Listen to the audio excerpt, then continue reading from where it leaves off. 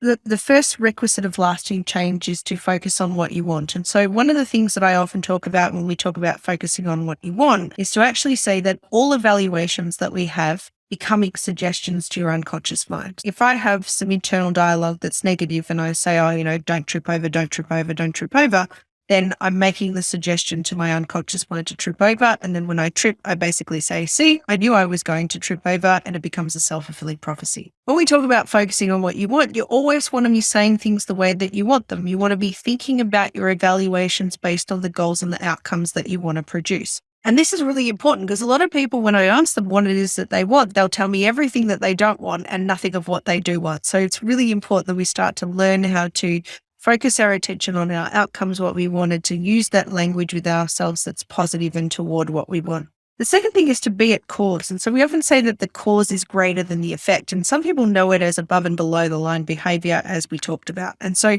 when we talk about the cause is greater than the effect, we want to make sure that we are not a victim to our circumstance, a victim to our negative emotions, that we have goals in place, that we are taking ownership for what it is that we're learning and what it is that we're doing. And so it's having that ownership mindset, that responsibility, that accountability. And then the third requisite for change is a really important one, because for a lot of people, they'll learn what they need to know. Often I'll meet people and they'll say, oh, tell me why I do this, or tell me what I can do to make that better. And so they listen to all the theory and I give them a strategy, and then they go and they do nothing with it. For example, let's say I wanted to improve my sales process and I wanted to feel more confident. I could read all the books that I wanted, but until I pick up the phone and make a cold call, or before I do a meeting and actually test out my theory of what I've learned, i.e. taking action, I may not actually learn the lesson. I won't see and experience the confidence that I'm looking for because I've just learned about how do I do it as opposed to actually doing it.